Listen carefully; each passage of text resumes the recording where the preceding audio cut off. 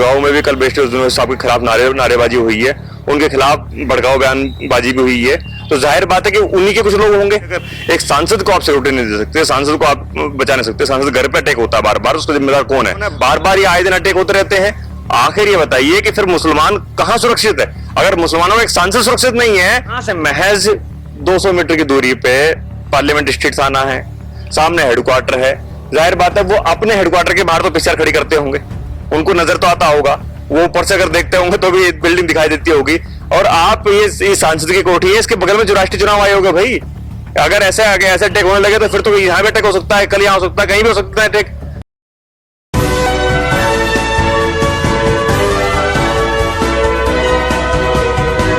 पलपल news से मैं हूं आपके साथ नदीम अकरम। इस वक्त 34 अशोका रोड पर मैं मौजूद हूं, बैरिस्टर असदुद्दीन ओवैसी के आवास पर, जिसकी तस्वीरें कल शाम की सामने आई, जहां बैरिस्टर असदुद्दीन ओवैसी के ऊपर लगातार जो है वो हमले हो रहे हैं। कभी गोलियां चलाई जा रही हैं तो कभी उनके घर पर पत्थर फेंके जा रहे हैं। कल रात ऐसी ही तस्वीर सामने आई। मैं कैमरामैन से कहना चाहूंगा कि ये दिखाएं कि किस तरीके से उस जगह से पत्थर फेंका गया है। मेन 34 अशोका रोड, यहीं से कुछ ही दूरी पर पार्लियामेंट है और इतनी बड़ी घटना को अंजाम दिया जाता है। ये मैं कैमरामैन से कहना चाहूंगा कि दिखाएं कि किस तरीके से ये शीशा टूटा है बैरिस्टर असदुद्दीन ओवैसी के आवास पर। ये तस्वीर है। दूसरी तरफ आप देखेंगे ये शीशा टूटा हुआ है, तो वहीं ठीक नीचे जिस तरीके से पत्थर फेंके गए हैं उसे जांच के लिए देखा गया है, गोलतारा बना दिया गया है, जहां पर यह लिखा भी हुआ है स्टोन ब्रेक्स, जो कि गोलतारा बनाए गए हैं जहां कितने पत्थर फेंके गए। ये तस्वीर है। एक इस जगह पर पत्थर पड़ा हुआ है जब शीशा टूटा है, तो वहीं दूसरी जगह ये पत्थर, तो वहीं निशान बना हुआ है। इधर लगातार आप देख सकते हैं कि 4 से 5 पत्थर फेंके गए, जिसकी तस्वीर सामने आई है। क्योंकि ये बड़ा सवाल खड़ा हो जाता है कि एक मेंबर ऑफ पार्लियामेंट के ऊपर बार बार ये हमले क्यों हो रहे हैं? कौन इस तरीके की नफरतें लगातार फैला रहा है, जिसका शिकार अब मेंबर ऑफ पार्लियामेंट यानी कि बैरिस्टर असदुद्दीन ओवैसी सबसे ज्यादा रडार पर है। पहले गोलियां चलाई गई, फिर उनके घर पर हमला, लगातार हमले की तस्वीरें सामने आ रही हैं। तो मैं आपसे ये जानना चाहूंगा, हमारे साथ पार्टी के कार्यकर्ता भी मौजूद हैं, जो ये कल हमला हुआ, मारूफ क्या कहना चाहेंगे इसके बारे में? देखिए, ये तो साथ में आप दिल्ली की में यानी देश की राजधानी में है, और राजधानी में ये सबसे सुरक्षित जोन माना जाता है, हाई सिक्योरिटी जोन है। इसके बिल्कुल जस्ट सामने रोड पार करने के बाद दिल्ली पुलिस का हेडक्वार्टर है। इसकी दीवार से मिला हुआ दिल्ली चुनाव का आयोग, राष्ट्रीय चुनाव आयोग है। उसके बावजूद भी बार बार बैरिस्टर साहब की कोठी पर हमला होना, ये कायराना हमला होना, ये एक खौफ पैदा करना या डराने धमकाने की कोशिश करना, और इसका सिर्फ और सिर्फ जो मेन मकसद है वो ये है कि जुनैद और नासिर के घर पर जब बैरिस्टर साहब गए, उनसे मिलकर के आए, तो ये लोग, ये जो तमाम ये हिंदुत्ववादी संगठन है, ये आतंकी संगठन से इनको पसंद नहीं आया। उसकी वजह से उन्होंने कल ही आकर के यहाँ पर जो है पत्थरबाजी की, जिसका रिजल्ट आप देख सकते हैं कि क्या हमला हो रहा है। क्योंकि ये रिजल्ट तो हम देख ही रहे हैं। जैसे मैं कैमरामैन से कहना चाहूंगा, 1 2 यानी कि 5 पत्थर जो हैं फ्रंट गेट की तरफ से फेंके गए हैं। हाई सिक्योरिटी जोन परिंदा भी पर मारने से सोचता है, पर यहाँ पर लगातार इन हमलों को बार बार अंजाम दिया जा रहा है। मारूफ, एक तो ये पहली बार हमला नहीं है, इससे पहले भी कई बार हमले जो है हुआ है। चौथी बार हमला हुआ है, और अभी पिछले साल ही मतलब यूपी इलेक्शन का टाइम पे भी आपने देखा था, तब भी हमला हुआ। और कमाल की बात यह है कि आप इस मतलब एक सांसद के घर पे अटैक हो रहा है बार बार, उसके बावजूद भी कोई कार्रवाई नहीं हो रही है, कोई पकड़े लड़के पकड़े नहीं जा रहे हैं, या फिर उनको अभी तक कोई एक्शन नहीं हुआ है। पुलिस रात आई थी, अपना जो भी फॉर्मेलिटीज है वो करके चली गई, लेकिन फिर भी ये कब तक होता रहेगा? ये तब है जब उनको जेड सिक्योरिटी दे रखी है, उनके सिक्योरिटी का स्टाफ होता है, तो वो स्टाफ की मौजूदगी में हो सकता है, और स्टाफ ना हो और खुदा ना खास्ता अगर घर पे जो लोग होते हैं उनके ऊपर कुछ हो जाए तो उसका जिम्मेदार कौन होगा? उनके घर पर लोग रहते हैं, क्योंकि जाहिर सी बात है सदर साहब ज्यादातर यहाँ रहते नहीं हैं, आम लोग जो हैं वो यहाँ रहते हैं, जो घर की देखभाल करते हैं। उन लोगों में से तो किसी को नुकसान नहीं हुआ है। आपने लगातार संपर्क करने की कोशिश की होगी, क्या कहना था उनका कल के हमले को? देखिए, उनका यही है कि बस कुछ लोग आए, अल्लाह आलम वो पहचानते तो किसी को भी नहीं है, कि आए और जब खिड़की वगैरह तोड़ के चले गए। अब चूंकि जाहिर बात है ये जांच का विषय है कि पुलिस जांच करे इसकी कि क्या है, कौन थे कौन नहीं थे।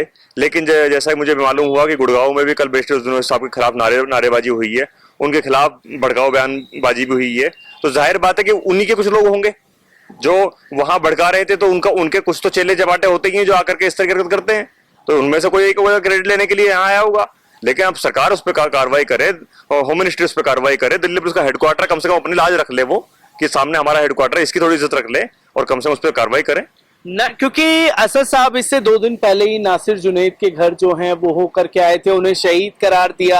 जैसे ही बैरिस्टर असदुद्दीन ओवैसी साहब खुल करके इस केस में सामने आए तो हम लोग की बौछार होने लगी कि राजनीति कर रहे हैं, और जहां मुसलमानों को सड़कों पर नासिर जुनैद के लिए उतरना चाहिए था वो लोग नहीं उतरे, पर बैरिस्टर असदुद्दीन ओवैसी साहब के खिलाफ सड़कों पर उतर करके नारेबाजी हो रही है। मतलब जो आवाज उठा रहा है उन्हीं को शिकंजा बनाया जा रहा है। यही तो है ये इस मुल्क में जो अब हो रहा है, ये हो रहा है कि जो नहीं बोल रहा है वो तो बिल्कुल आराम से खामोशी है।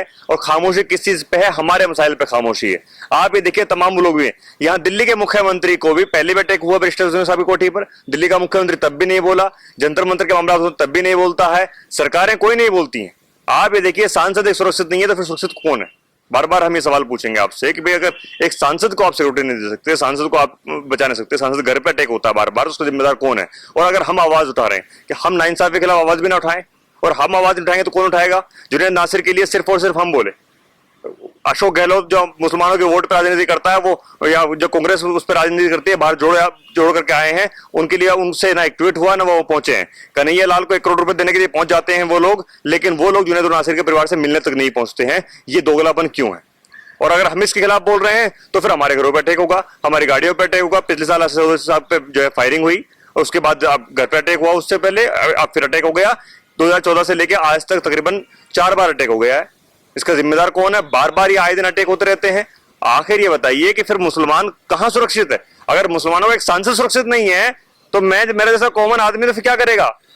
फिर तो कोई भी कुछ भी कर सकता है कि उनके खिलाफ नारेबाजी वहां पर होती है और यहाँ पे आके घर पे उनके जो है तोड़फोड़ की जाती है।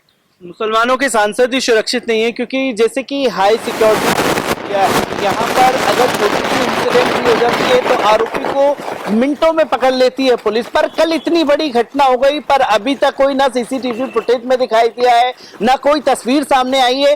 किस तरीके से भूमिका पर सवाल खड़े होते हैं प्रशासन? देखिए ये वो जोन है जहां अगर आप किसी सांसद के घर पे नॉर्मली मिलने आएंगे तो आपको एंट्री नहीं मिलेगी, और बल्कि कोई ना कोई पुलिस का सिक्योरिटी का आसपास हल्का होगा जो आपको टोक देगा। अभी आप एंटर हो रहे होंगे तो आपको टोका गया कि आप कहां जा रहे हैं, आपको अलाउड नहीं है।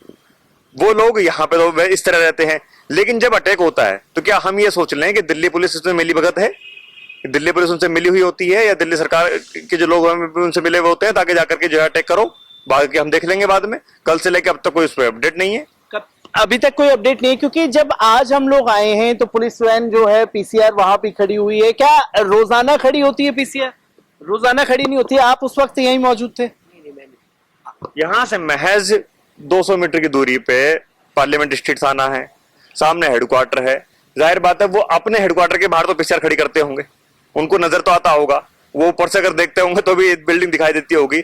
और आप ये सांसद की कोठी है, इसके बगल में जो राष्ट्रीय चुनाव आयोग है भाई, अगर ऐसे अटैक होने लगे तो फिर तो यहाँ भी अटैक हो सकता है, कल यहाँ हो सकता है, कहीं भी हो सकता है अटैक। उसका जिम्मेदार मैं कह रहा हूँ बार बार कि गृह मंत्रालय क्या कर रहा है या फिर दिल्ली पुलिस क्या कर रही है। दिल्ली पुलिस आपको नॉर्मली एक आदमी को रोकने के लिए आ जाएगी, ट्रैफिक में आप बाहर चले जाइए, आपको पकड़ने के लिए आ जाएगी। आप यहाँ एंट्री लेंगे तो आपको रोक टोक करने के लिए आ जाएंगे, आप मिल नहीं सकते, किसी से कुछ नहीं कर सकते। लेकिन जब ये गुंडे आते हैं तब तो आंखें ऊपर पट्टी बांध लेती है दिल्ली पुलिस, तब दिल्ली पुलिस नजर नहीं आता है। कार्यकर्ता हमारे साथ मौजूद थे जिनका साफ तौर पर यह कहना है कि जब ये गुंडे आते हैं तो आंखों पर पट्टी बांध ली जाती है। 34 अशोका रोड से बार बार ये तस्वीरें सामने आ रही हैं, जैसे कि आप देख सकते हैं किस तरीके से तमाम कार्रवाइयां की जाएंगी। हर एक रिपोर्ट आप लोगों के साथ साझा करता रहूंगा।